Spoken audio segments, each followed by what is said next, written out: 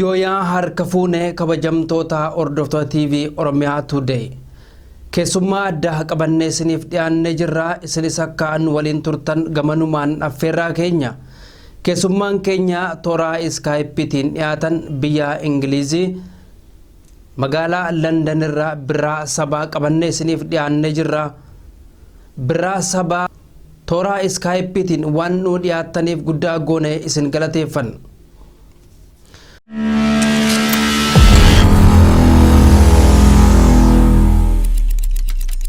Yaa nutulleen harka fuune baga nagaan weedan isiniin jenna. Tolee kallattiin gama gaaffii keenyaatti ceenam siyaasa biyya keenya keessa deemaa jiru haala kamiin ilaaltu kan jedhudha. Kana jalatti immoo namootiin tokko siyaasni biyya keenya keessa deemaa jiru jijjiiramni gufateera jedhu. Gariin immoo jijjiiramni hin gufanne haala gaariin deemaa jira jedhu. Isinoo gama keessanii maal jettu? Dabalataan immoo egaa akkuma beekamu guyyaa lamman kana Oromiyaa golee hunda keessatti hiriira geggeeffamaa jira.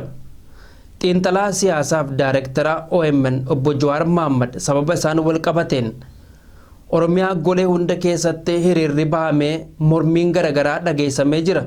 Gama mootummaatis deebiin rasaasaan kennamee namootiin hedduun wareegamaniiru. Egaa haala qabatamaa Oromiyaa keessaa deemaa jiru bifa kamiin ilaaltu akka waloo waliigalaatti?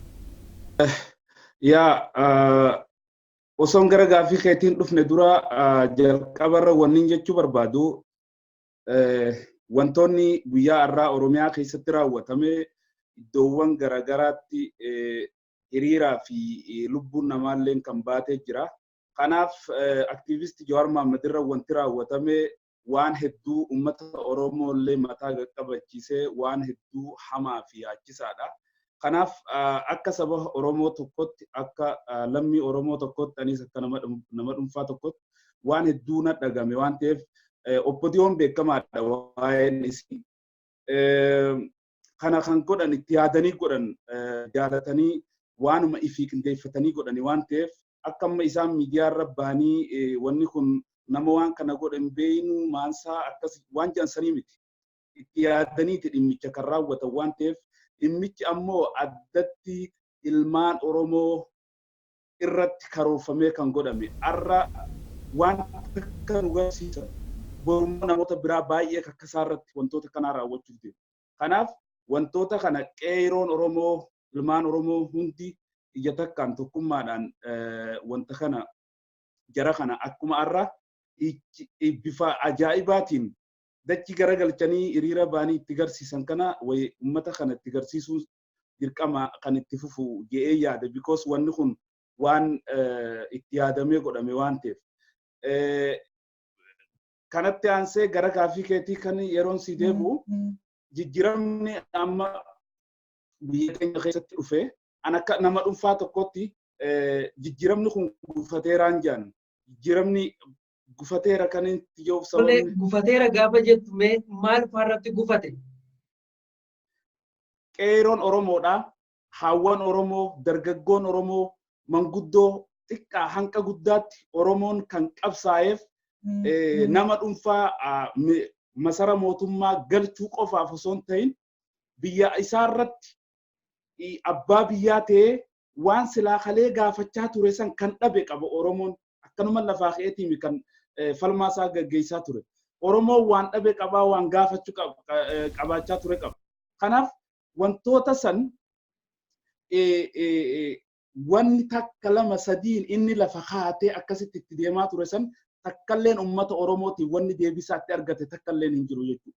Wantoonni Oromiyaa keessa kalee raawwatamaa ture arrallee akkasumatti itti jirti.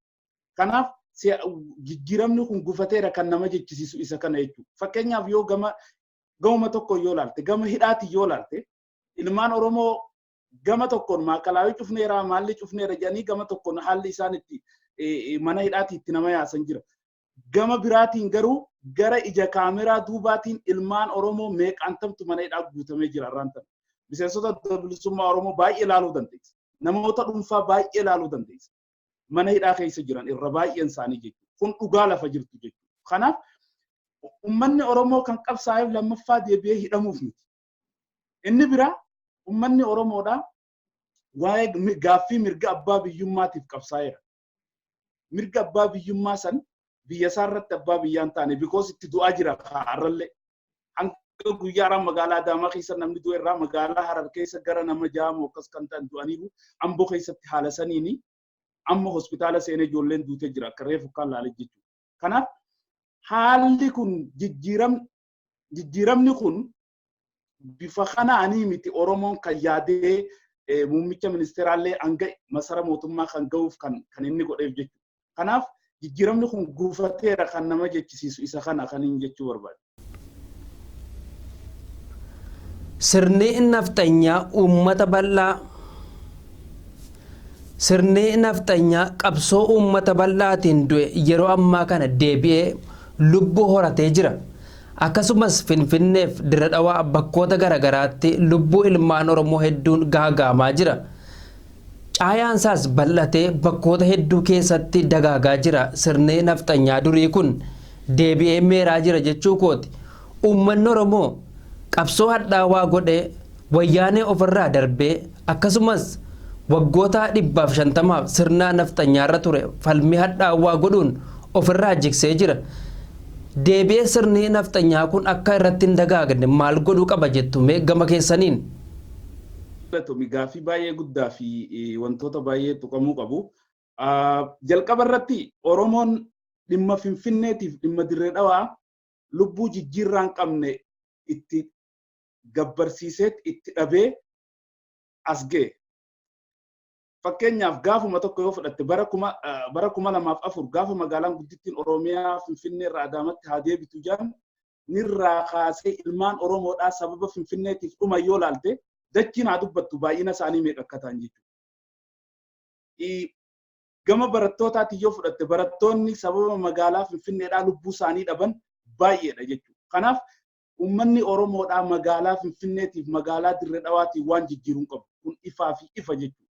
Kanaaf mootummaan kun haalli amma inni itti deemaa jiru kuni deebisee naftanyaa dur Oromoon harka micciirtee hanqa dandeessuun harka micciirtee naftanyaa harka baate san deebitee ammoo qabsoo qeerootiin erga gara aangoo dhufan booda mootummaan amma silaa aangoo harkaa qabu ODP'n deebisanii masaruma mootummaa keessaa bifa ittiin haarawatti sirna naftanyaa itti faarsanii even biyyattii keessatti itti facaasuuf itti yaalantu jira. Kunis sababa qaba. Fakkeenyaaf waa'ee gaafuma gara aangoo dhufu muummichi ministeeraa waa'ee Minilik kan inni jalqaba irratti dubbate jechuudha.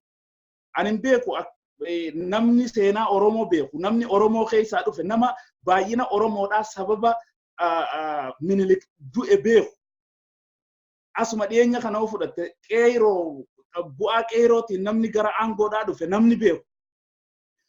Qeeroo meeqa akka sababa kanaa dhumte namni beeku waa'ee Minilik fuula isaa duratti yoo ani beeku yoo namni barreessee dura kaa'ee yookiin ammoo qawwee duubaatti qaban hin beeku. Kanaaf manuma masara mootummaa san keessaa yeroo itti achumaa gaffacaatu jira jechuudha. Fakkeenyaaf achuma keessa yoo fudhatte irra baay'een isaanii masarri mootummaa san kontirool kan ta'e jiru yeroo ammaan tana warra naftanyaatiin maqaa namaa dha'uun ni danda'ama. kan Oromoo masaruma mootummaa san keessa taa'ee maangaajee arrabse. Yeroo muummichi ministeeraa even hanga guyyaa har'aatti qabee Ruusiyaa itti deemu jira. Kanaaf ilmaan Oromoodhaa sirni nafxanyaa kun akka isaan ittiin deebinetti yeroo takkaaf isa dhumaatiif firraa kuffise. Garuu inni lammaffaaf deebisee ammallee sirni nafxanyaa akka Oromoo irratti dagaagu kan godhamaa jiru. Magaalaa Finfinnee keessa dheengadda namaa bu'ee jira sababa kanaan wal qabatee jechuudha. Kanaaf magaalaa Dirree Dhawaa keessa yoo fudhatte Oromiyaan gamni ba'aa rakkoo hamaa keessa jirti yeroo ammaan tanaa jechuudha. Kunis warri saatanaa jedhamu kuni qindaa'aniiti mootummaatu harka keessaa qaba. Isaantu qindeessa, isaantu waa sappoorti godha. Ijoollee yeroo asiinichi fiidee ilaalte warruma gaafa biraa huccuu burree uffatee dhufeetu asiin gaama biraa guyyaa biraa dhufee qaama biraatiin dhufee asii isaanii wajjin tajaajilu. Isaan irratti yakka raawwata. Kanaaf gama Dirree Dhawaatii yoo fudhatte haawwantu dhumu jira, ijoollee dhumaa, dargaggootaa dhumu jira. Haalli gama saniin jirus baay'ee kan garaa nama nyaatu haalli ammaan tana jiru jechuudha. Kanaaf ilmaan Oromoo rakkoowwan jiran kana isa takkaa fi isa dhumaatiif yoo sirritti sirri keessa qaawwatu kan Oromoon jettu saniin sirritti firraa kan hin dhoorgine taate ammallee haalli jiru baay'ee rakkisaa ta'a jechuudha. Kanaaf Finfinnee fi Dirree Dhawaa jechuun magaalaa gurguddoo handhuura Oromiyaan qabdu keessaa takka. Gama baatii yoo fudhatte Dirree Dhawaan giddugala daldalaa turte hanga TPLFin hin balleessini jechuudha. Kanaaf magaalota kana akka seeruma sanuu hanqa isaan magaalaa Oromiyaa jalatti yookiin ammoo Oromiyaan bulanitti Oromoon ammallee irra deddeebi'an jechuu barbaadu Oromoon ija banattee wantoota kana magaalaa kana federaala jalaa baaftee jala deebisuun dirqama ta'a ammallee jechuudha. Yoo hanqas hin taane ilmaan Oromoo dhumuun ammallee itti fufe jechuudha. Ammallee itti fufe fakkeenyaaf Booletti kondominiyeemii wal qabateen bakka namni itti dhumaa ture san Dirree Dhawaatti bakki namni itti dhumaa ture kun sababni isaa nafxanyaawwan wal qabate jechuudha. Baalaadaraa jedhu Gondarii Baayirdarii dhufeetti biyya namaa irratti taa'ee si caffara jechuudha. Kanaaf isa kana Oromoon sirri firraa itti yaadee yeroo itti firraa dhorkuu danda'uu qabu jechuudha. Kun libsata takka ittiin geessu Oromoo. Kanaaf isaan ammoo warri silaa aangoo harkaa qabu kun isaantu jala qabee akka Oromoolleen firraan dhorkine godhaa jira. Kun ifaa fi ifa. Kanaaf yoo kan dandeenye taate yoo kan mirga Oromootiif falmuu hin dandeenye taate Oromoon firraa dhorka. Dhugaan jirtu jechuudha. Oromoon takkaa seenuma Oromoo keessatti Oromoon takkaa diinaan cabee hin beeku. Oromoon kan cabee goobanumaan cabe malee kanuma fakkaataa isaatiin cabe malee Walloo yoo fudhatte Walloo irraa eegalee qabsoo Oromoo duruma yoo fudhatte Minilik amma isaan faarsan kana Oromoo cabsuu kan eegale achirraa hanga itti aanoleen deemee calanqoo ga'utti Oromoon nama isaatiin cabuu ture malee takkaa diinaaf guyyaa takka rafeen beeku guyyaa takka jechuudha. Kanaaf dhimma kanarratti Oromoon seenaa keenya kan dursan qeerroon seenaa ammoo ammaan tana galmeessaa jirte kana qabannee itti fufnaan obbodiyoon waan ifiitti jirtu kana nuufi isaan jidduu baanaan halkan takka ittiin fudhatu halkan takka jechuudha. Kanaaf osoo walitti bu'iitiin hamaan Oromiyaa keessatti hin dhufne obbodiyoon waan kana sirreessuu danda'uudha qabdi akka mootummaatti. Kana kan isin jechuu barbaadu. Ayyee birraa sabaa galatuuf isin jecha gaaffii koo gara itti aanuttan darbaa. Akkuma tamma jette gara Asallaa keessatti Dirree Dhawaatti Finfinneetti uummanni Oromoo hedduun bal'aanee nafxanyootaan ajjeefamaa jira. Qabeenyaan isaanii barbadaa'aa jira. Addatti Dirree Dhawaaf Asallaa keessatti miidhaa jajjabaatu gahaa jira. Haa ta'u malee ajjeechaan lixa Oromiyaa Wallaggaa kibba Oromiyaa Gujiif Booranatti bifa adda ta'een deemaa jira. Gama mootummaarraa waraana bilisummaa Oromoo shiftaadhaa jedhee moggaasee jaratu uummatarraan miidhaa qaqqabsiisaa jira jedha. Gama hooggantoota waraana bilisummaa Oromoorraa kan akka Jaalamarroon yeroo bahanii dubbatan akka dhageenyatti BBC irraa miidhaa kana kan geggeessaa jiru uummatarraan gahaa jiru kan qabeenyaa uummataa gubaa jiru barbadeessaa jiru miidhaa uummatarraan gahaa jiru waraana bilisummaa Oromootu hin ta'in mootummaadha jedhee yeroo inni dubbatu jira. Egaa gamaas ta'e gamanaas uummanni Oromoo miidhamaa jira. Qabeenyaan barbadaa'aa jira. Daa'imni karaatti hafaa jiru. Hawwan karaatti du'aa jiru. Gama lachuurraa gama waraana bilisummaa Oromoo irraa mootummaa kumachaa gara mootummaa irraa waraana bilisummaa Oromoo kumachaa gidduutti uummanni miidhamaa jira. Egaa Oromiyaan dirree jeequmsaa akka isheen hin taateef uummanni nagaan bahee akka galuuf furmaannee maaltu jira?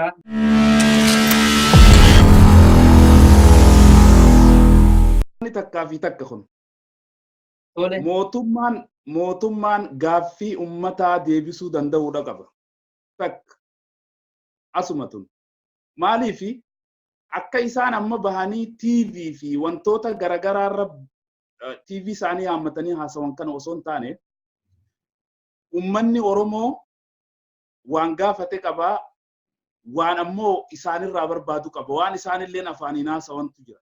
Kanaaf gaaffii ummataa karaa seera qabeessaan deebisuu danda'uutu isaanirra jira. Kana jechuun kiyya maali? Fakkeenyaaf Gujii, Booranaa, Wallagga keessatti ilmaan Oromoo baasanii haadha daa'ima ajjeesanii haadharra kaa'aa jiran. Kuni waan dubbachuufillee namatti ulfaatuu fi waan baay'ee hamaadha. Oromoorra waan akkasii jechuudha. Maaliif Defense Ministeerri raayyaa ittisa biyyaa Oromoodha. Itti aanaan Itamaajoor Shumii kan biyya sanii Oromoodha. Namni waan kana diil godhuu fi kan liid godhulleen isaani. Kanaaf Oromoo deemii ajjeesii jedhanii itti ajajaniiti waan kana kan isaan godhaa jiran jechuudha. Kanaaf mootummaan wanta kana ifiif harka keessaa qaba. Osoo ifiif harka keessaa qabaachuu baate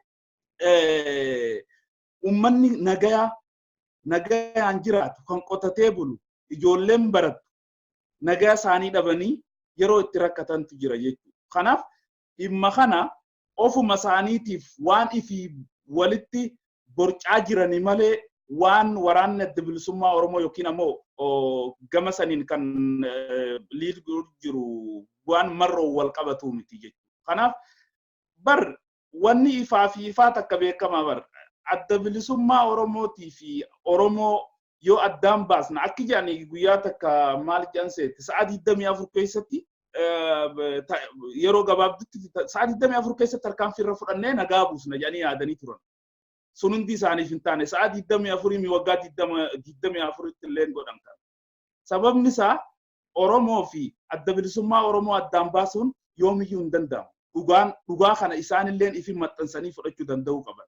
Oppidiyoo wanni isii waywaattuuf jalqabarraa gaafa Eertiraarraa gamana dhufanillee wanni isaan nama booda isaan fidaniif dhiibbaa hayyootaa fi beektota Oromootiin deemanii akka fidan ta'an malee jaalataniitii kan fidan. Maaliif addi bilisummaa Oromoo onnee Oromoo keessa akka jirtu ni beekan takka. Yoo filannoo fi filannoorra waliin hirmaatan ummanni Oromoo akka isaan hin filanne ni beekan. Kanaaf garaa bal'ifataniiru isaan amma waggaa meeqa nyaachuu baraniiru. Waan kana dhabuun barbaadan dhugaan jirtu jechuudha. Kanaaf waggaa 27 ammoo uummata Oromoo sobaniiru ammas dhugaan jirtu kan uummanni Oromoo beeku. Daandiin sii baasaa, bishaaniin sii baasaa, kaaniin sii godhaa, kaaniin sii godha jedhanii waan baay'ee raawwachaa turan. Wantoota kana hunda waggaa 27 raawwanneef uummata Oromootiif. Uummanni Oromoo arrallee uummanni Oromoo arrallee beela'u jira. Arrallee beela'u jira jechuudha. Kanaaf Gujiis Booranaas gama Wallaggaatiinis kan jiru rakkoo nageenyaa naannoo kana jiru hawaasa keenya akka isaan nagaan harkanne kan godhaa jiru ummata kana ummata warra muummicha ministeeraatiin hoogganamanii raayyaa ittisa biyyaatii rakkoo kana hunda kan fidaa jiran. Kanaaf kana ofitti maxxansanii fudhatanii abbaan akka aktivistoonni isaanii feesbuuka isaanii irra jansanii dubbiin bara. Akka isaan feesbuuka isaanii irratti shiftaadha kun jenne. No. Namni guyyaa takkaaf jiruusaa bareedduu dhiisee faamilii isaa dhiisee deemee alan bulu yoo kam xiqqaate isaanillee wanni beekuu qaban jechuudha. Kanaaf kana ofin maxxansanii fudhatanii mootummaan isaanii nagaa yoo kan barbaadan ta'e deemanii nagaa buusuun isaanirra dirqama.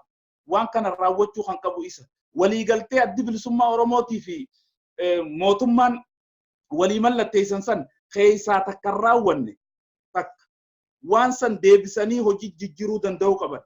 Amma wanni amma dhiyeenya kana hojjetame gaaddisa Oromoo jedhanii paartiilee Oromoo waan waliif fidan kana wanni huyyoo dafee kan xumuramu ta'ee gara tokko kan deemu taate abdiin tokko jira yoo waan kana raawwatan jechuudha.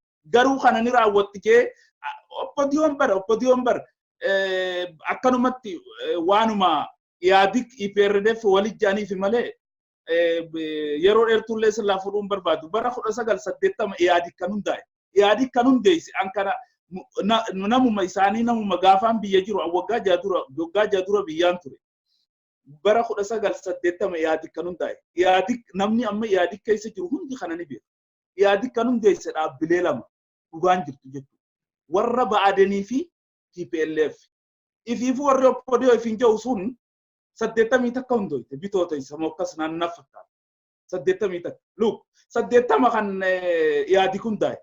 Kan warri kibbaa bara 1986 akka lakkoofsa biyya saniitti 86 kan hundaa'e. Walli dhufanii gaanuti yaadik jalluuk ifiifuu yeroo garaagaraa waan hundaa'an. Kanaaf ummata Oromootii fi adda bilisummaa Oromoo addaan baasuuf jecha yaadee waan mallasaan dur dalage sunis dhugaan jirtu jechuudha. Garaasa adda Oromoo keessa abaa'oo baasuuf jecha kan abaa'oo maali wanta badduu uuman abaa'oo oppodiyoo uuman. Oppodiyoo wanni isiin amma dalagu jirtulleen maqaa isii IPRDF oppodiyoo irraa ODP EPPT waan feetattillee osoo jijjiirratte gaaffii ummata Oromoo deebisuu hin dandeessu. Because akkaataa isiin itti uumamtee rakkina qabaha. Akkaataa isiin itti uumamtee dogongora qabaha. Fedhii fi dantaa ummata Oromoo giddu galeessa godhatteen dhaabbanne. Oromiyaa keessa dhaabbanne. Fakkeenyaaf dheengadda Addisoo Araggaa Facebook isaarra waan jedhe dimokiraasiin IPRDF keessa jirtu maaliif hin jirtu. Ammaan tan harkanii ummanni Oromoo waggaa 28-27 itti lallabaa ture. Dhugaan jirtu ummanni Tigree miliyoona 3.5 mallasii beekaa miliyoona 5 godheef malee. Ummanni Oromoo miliyoona 45 miliyoona 50 qabaateeti koree hojii raawwachiiftuu walqixa qaba ummata kanaa wajji dhugaan jirtu. Koree gidduu nama 45 qabdi paartiin afranuu koree hojii raawwachiiftuu nama 9 qaba. Isaanis ummata Oromootii fi ummata biraa baay'ee biyyattii san keessa jiru wajji walqixa qaban jechuudha. Kun this is not fair. Kun dimokiraasiin lemiti. Dimokiraasiin akkanaa lafa addunyaa kanarra hin jirtu. Kun tahee fudhadhaadhaanuu isin uummatee jedhaniiti bifa sahin akkasi kan qindeeffatanii isaan oofachaa turan. Warra waan numa nuti nuun jenne isiniin jenne fudhadhaa deemaa jedhanii akkasi deemaa turte oppodiyoon. Bifuma sahin ammallee deemuu jirti. Kanaafuu waan san sammuu isaanii keessaa baasanii gara Oromummaa dhufanii ergas gara sabboonummaa fi ummata Oromoo giddu galeessa godhachuu dhufanii tarsiimoo isaanii jijjiirratanii nageenya Gujii Booranaa fi Wallagga keessa jiru Harargee keessa jiru giddu galeessa biyyattii Finfinnee jiru kana sirreessuun isaanirra jirti. Yoo kana sirreessin immoo ummanni Oromoo yeroo kenneef duraanuu amma geefii jira. Wanni dhaabni yookiin girgiddaan hankatti dhiiban qabdi.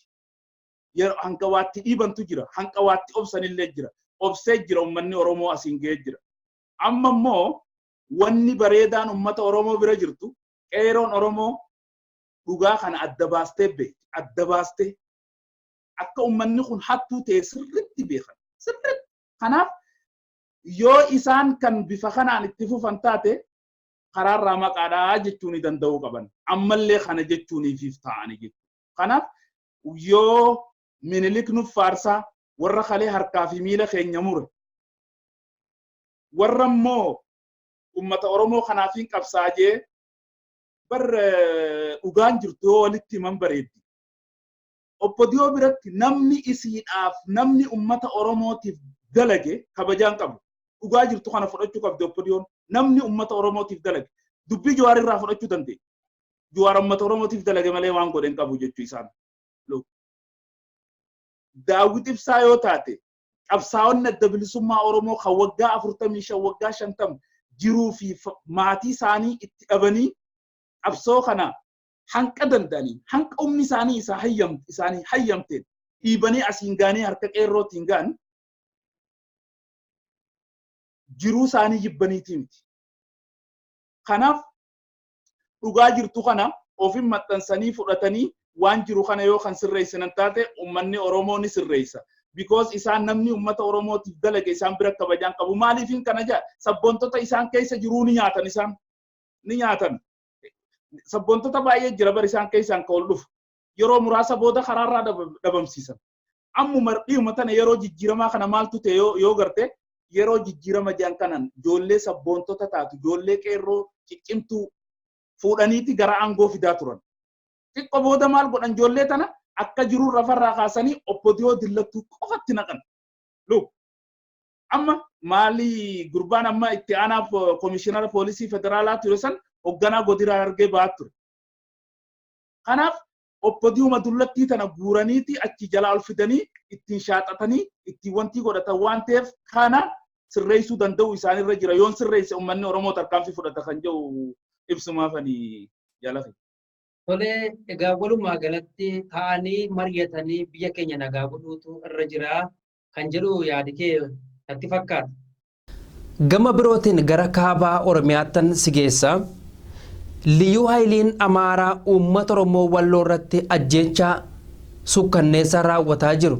Akkasumas maalummaa isaanii kana dhabamsiisuuf hojiin hojjetamaa jiru bal'aadha. Asaamminoo Tsiggeerraa eegalee haga ammaatti. Hooggantoonni bulchitoota naannoo sana turan hedduun isaanii mana hidhaa Dassee keessatti dararamaa jiru. Akkasumas uummanni Oromoo Walloo uummata Oromoo bal'aa Oromiyaa keessa jiraataniif komii addaa tokko dhiyeessaa jiru. Uummanni Oromoo bal'aan maastar pilaanii gamtaan bahee dhaabsise uummati keenya yeroo dararamu nuuf birmachuu didee kan jedhu komii isaa dhageessisu. Gama kana irratti waan jettu qabdaa?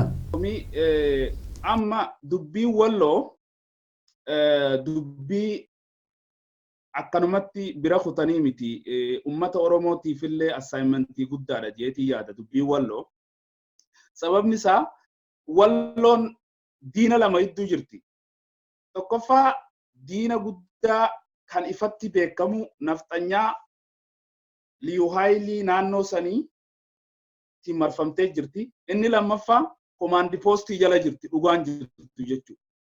Kanaaf isaan kana jidduu teessee Oromiyaa irraa cittee naannoo uummata Amaaraa keessa teessee yeroo dheeraadhaaf eenyummaasii maalummaasii aadaasii osoo gad hin lakkisin aniif aadaasii osoo gad hin lakkisin qabattee tiifattee asiin geessee jirti Walloon. Yoo hubattee ta'e yeroo Liyyuu Haayiliin naannoo Somaaleedhaa uummata keenya akka baala mukaatti harcaasuutti fufte san kiiloomeetira baay'ee san deemaniiti cinaaksan dhaqanii isinii wajjin jirraa waan barbaaddaniin isin deeggarraa jedhaniin. Kana jechuun waan jechaan qofa akkana ibsanii bira dabranii miti. Waan guddaadha jechuudha. Kanaaf ummanni Oromoo Walloo gargaarsa guddaa Oromoo irraa barbaada. Oromoota kutaa biraa jiranirraa jechuudha. Akkuma ati jette komiin isaan bira jiraachuu danda'a. Dhugaadhallee. Mootummaan silaa amma biyya tana bulchu ummata kana laaluu danda'uu qaba ture. Arrallee Dasetti amma isaa ammaa tana nama baay'eetudha jira mana hidhaa Dasee keessatti. Liyyuu Haayiliin isaanii manaa bahanii nagaa mana deebuu hin danda'an. Akka malee to'annaa jala galfatanii jechuudha. Akka malee hordofuu waan isaan godhanii hordofuu rakkoo hamaa keessa jira jechuudha Walloon.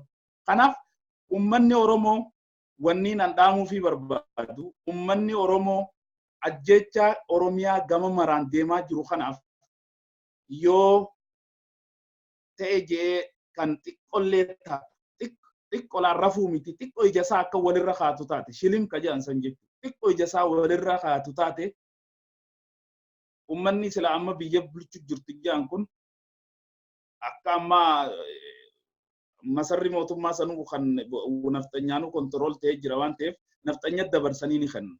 Kanaaf ummanni Oromoo ummata kana sirritti cinaa dhaabbachuun dirqama ta'a waa'ee wallootiin wal qabatee jechuudha.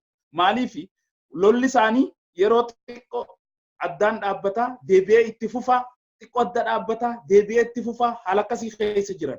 Waggaa yeroo asiin dabre wagguma bara dabree kana keessa lola baay'ee isaanirra ture. Akkasuma ammallee bifa sayin itti jiran jechuudha. Kanaaf waanuma walloo haa gargaarru walloo akkasii walloo akkas maal jedhamee deebamee gad deebi'amu osoo hin ta'in bifa tarsiimoo ta'een ummata kana gargaaruun dirqama ta'a. Oromoon bari yoo lafaa kaatee yeroo takkatti noo jette walloon Oromiyaa jalatti deebisuun salphaadha. Yoo tokkummaa keenyatti fufne qabaannee tokkuffaan itti fufne. Kanaaf ummata Oromoo, qeerroo Oromoo, beektonni Oromoo, hayyoonni Oromoo an akka nama dhuunfaa takkaa wanni isinii dhaamu hanqa dandeenyuun ajjechaa lubbuu Oromoodhaan lubbuun Oromoo habbaan takka daa'imni waggaa takkaa kan dhalatte akka dhiigaatti daa'ima reefu irraa duute abbaa irraa duute san baay'ee dhukkubsiti. Akka sabaatti immoo saba Oromoo baay'ee dhukkubsiti. Dhugaa yoo walitti himne lubbuun hundi takkitti. Oromoon kan qabsaa'eef kan harka micciiree wayyaanee akkasitti abbaan fedhe sodaatu san harka qullaa dura dhaabbatee likkii galchee likkii isin galchina osoo jedhanii likkii galchee gara aangoo dhufeef deebi'ee akka du'uufii miti Oromoon. Kanaaf Oromoon ajjechaa Oromiyaa gama maraan jiru kana yoo waltee tokkummaadhaan ka'ee hin dhaabbanne ta'e daranuu rakkoo hammaataatti ce'uuf deema. Maaliifiin kana jaa filannoo fuula keenya dura jira. Alaabaa adda bilisummaa Oromoo qabatanii deemtanii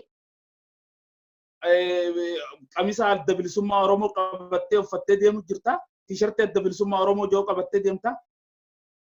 Qamisa alaabaa baa'oo qabattee deemta. Kanaaf gara mana hidhaa guutamuu ta'a namni jechuudha. Filannoo as deemu jira waan ta'eef jechuudha. Kanaaf yoo fuuldura kanaan ammaan yeroon ittiin qophooyne ajjechaan daranuu itti hammaataa dhufti. Ijoolleen kalee duute san, ijoolleen arran tana duute san kalee akka kiyyaa fi kanatti ustee ta'aa turte.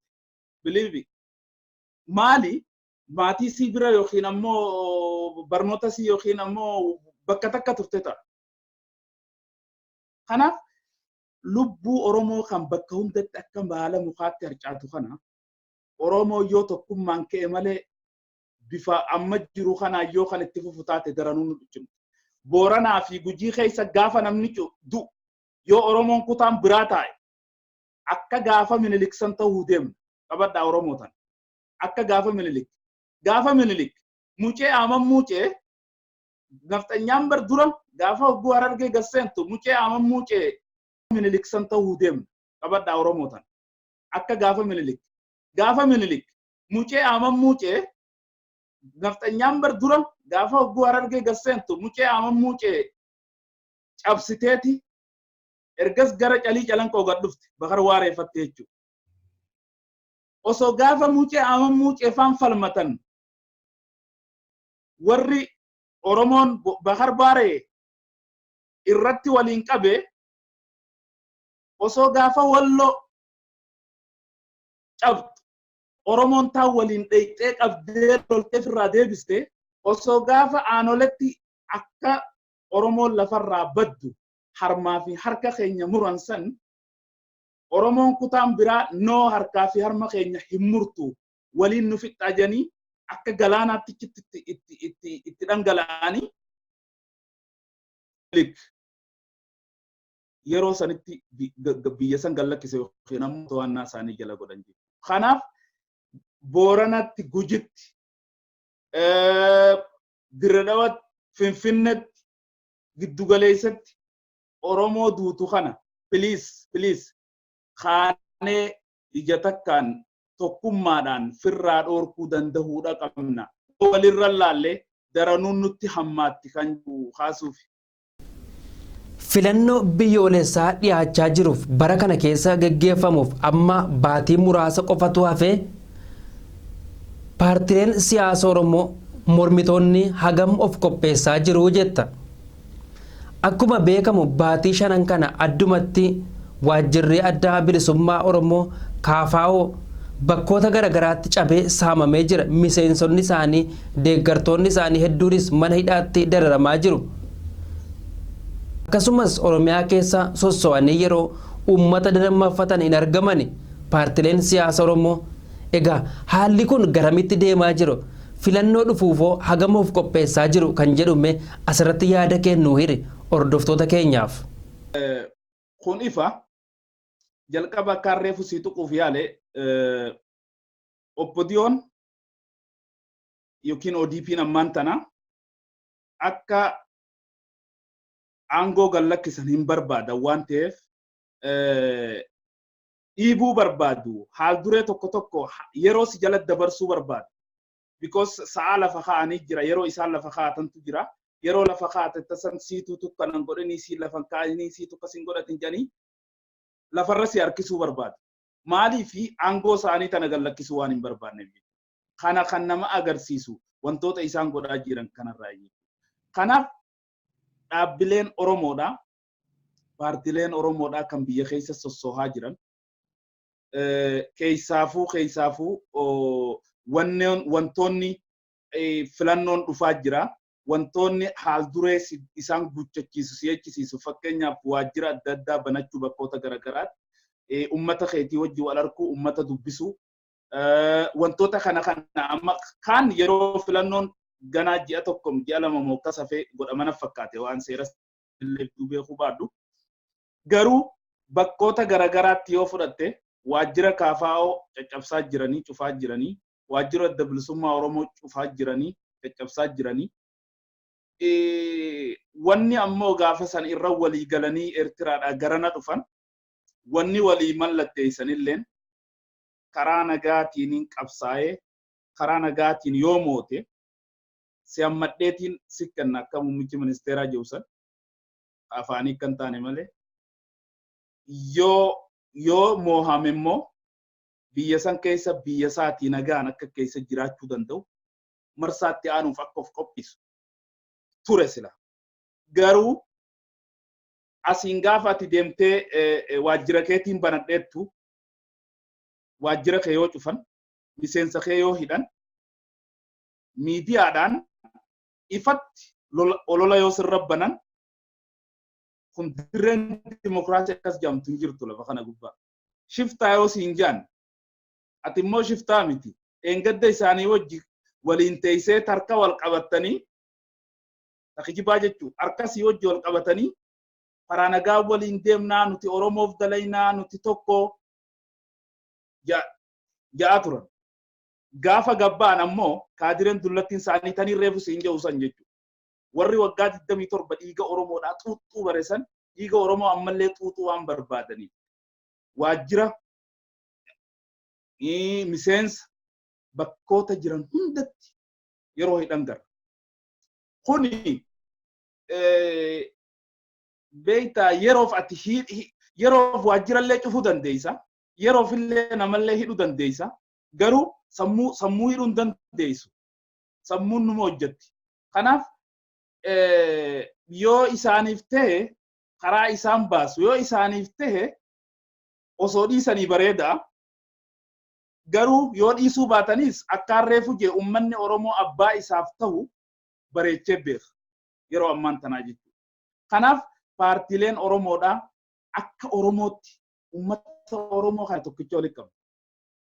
Ummata Oromoo kana tokkicha walitti qabna. Kanaaf paartileen Oromoodhaa filannoon dhufaa jiru kanaaf sirriitti of qopheessuu danda'uu qaban. Isaan eeguun qabanan akka kiyyatti bakkoota garagaraa deemanii haal duree filannoof barbaachisa. Waajjira isaanii bakka yoo isaan asis sirraa cufan achi banu xiqqidha. Yoo asis cufan achi bani.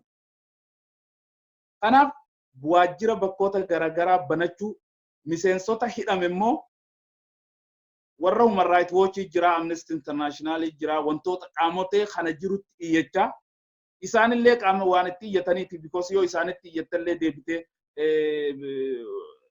eenyutti amatta ni beeku waan jechuudha. Kanaaf wantoota kana gochuun dirqama booda isaan maaltu dhufa? Isaan waraanni isaanii isaan harka jira, makalakiyaan ka isaaniiti, mootummaan ka isaaniiti, faajaroon ta isaaniiti, wanni hundi ta isaaniiti. Gaafa kaan akka hatuu baransanitti korojoo hannee jirra hatanii moonee jirraa jedhanii of labsuuf deeman waan ta'eef ummanni Oromoo kanaaf yeroo kennuun qaban dhaabbileen Oromoodha kanaaf yeroo kennuun qabanii sirriitti irratti hojjetanii ummata Oromoo kana dheebuu bilisummaa isaan qaba kanaaf sirriitti laffa'uu qabanii kaja'u kaasuuf keenya. Tole galatoomii daqiiqaa 3 gidduutti gaaffii gaggabaabaa 3 si gaafadhaa. Daqiiqaa 3 gidduutti xumurta. Ayyee. Tole obbo Juhar Mahammadiin halkan walakkaa eegdota isaa biraa baasu maaliif barbaachise? Oppodiyoon nama uummata Oromootiif dalage hin jaalattu. Erga isa achii baasan booda akka erga eegdota isaa achii baasan booda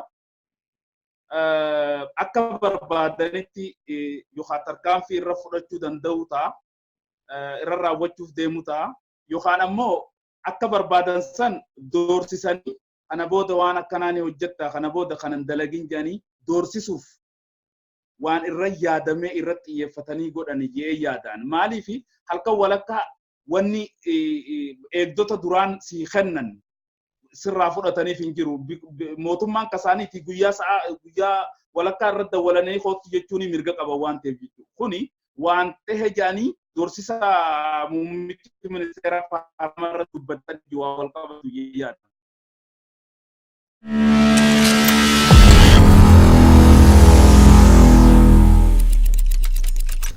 Tole gaaffii koo gara xumuraattan deemaa jira. Daqiiqaa 3 qofa qabda. Gaaffii gabaabaan si gaafadha. Oromiyaa keessatti ajjeechaan akka dhaabbatuuf akkasumas dhaabbileen siyaasa Oromoo walaba ta'anii akka socho'aniif uummanni Oromoo mootummaan maal godhuu qaba jetta? Galatoomii uummanni Oromoo wanni inni godhuu qabu uummata Oromoo kanaaf uleen sibiilaa tokkummaa isaati. Tokkummaa isaa takka kanniisaa tayyoo walloo lubbuun takka baate cinaaksanii owwaatu. Sawweena kibba Oromiyaa Baalee owwaatu. Lixa Oromiyaatti owwaatu. Kaabaa owwaatu. Tokkummaan akkasii jabaachuu danda'uudha qabdi uummata Oromoo biratti jechuudha. Isii tanaatu waa hundatti uummata Oromoo geessa waan ta'eef. Kanaaf yoo isii kana jabeeffate uummanni Oromoo ajjechaa miti abbaa isaayyee likkinnaas gabbaachuwaallee Oromoon harka micciirteeti qeerroon Oromoo harka micciirteeti irraa fudhatte waan ta'eef kanaaf tokkummaa jabeeffachuun dirqama ta'a. Tokkummaa jabeeffachuun dirqama ta'a. Oppodiyoon ammoo wanni godhaa jirtu keessatti namaan galle malee tokkummaa Oromoo tana diiguuf oppodiyoon waan baay'ee godhaa jirtu. Si qabbaneessuuf fakkeenyaaf gaafa Gujii fi Booranaa fi Wallaggatti namni du'u bakkoota biraatti akka namni hiriiran baane gubbaa faajaroon gayyaaniiti makalaakiyaa bakka biraa keessa facaasanii akka namni gaaffiin gaafanne akka namni hiriiran baane akka namni maaliin gaane achi dhorku achitti ittisu. Nama silaa qeerroo keessaa nama isaaniin deemu yookiin ammoo nama dubbii kaasa jedhanii yaadan fuudhanii qoratu. Guyyaa 2 guyyaa 3 bakka wayii tursiisu. Fuudhanii yookaan ji'a 2 bakka wayii tursiisu. Kun maaliif tokkummaa Oromoo tana addaan diiguuf? Gaafa Oromoon tokkomte akka Oromoon galaana taatee isaan fuutu wayyaanee fuutee Maqalee galchite waan ta'eef akka isaanis fuutu ni beeku. Because uummanni Oromoo bara oppodiyoo jaalateef ittiin fudhanne. Uummanni Oromoo oppodiyuma waan jamtu tanaa hin beeku ture. Kanaaf waan kana yoo tokkummaa isaanii hin jabeeffanne ta'e uummanni Oromoo akka barbaadetti diinni akka barbaade godhuu danda'a waan ta'eef keessaafuu Gondarii Goojjamii hin dhufne Amar mee Goojjamii Gondarii dhufee namni magaalaa gudditti Oromiyaa Finfinnee keessa nama ajjeesa. Laalime. Kiiloomeetira baay'ee fagoo baa Oromiyaa Dirree Dhawaa keessatti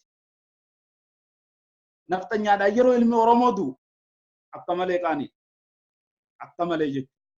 Kanaaf ilmaan Oromoo waan kana sirritti bifa wayyaa oppodiyoo harka kennachiisuu danda'utti ija takkaan irra qabsaa'uun irratti hojjechuun dirqama. Hayyoon beektonni qeerroon Oromoo bakka jiru namuu jechuudha. Keessaafuu ijoollee fi hayyoonni Oromoo kan biyya jiru waan kana sirritti irratti hojjechuu danda'uu qaban. Amaaraan Oromoo yeroo du'u qaanii. Gondar hin dhayne Oromoon akka seenaatti Gondar sanuu akka seenaatti Oromooti. Baardaar hin dhayne Oromoon. Ka isaan jala jiru Walloo ka jirulleen Amaaraan du'u jira. Kan fagoo jirulleen Amaaraan du'u jira.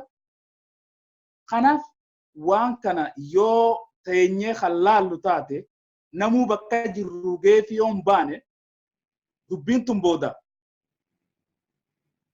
Akkaan suuraa Minilikfaa kun waa'ee Minilikfaa faarsaniitti waa'ee Minilik nu faarsu jiran. Odiyoo hin jechuun naannoitte. Namni seenaa Oromoo beeku qabsoo qeerrootiin gara aangoo dhufe guyyaa takka waan akkanaan dubbatu ture sila. Kanaaf Oromoon tokkummaa isaa jabeeffachuun dirqama ta'a.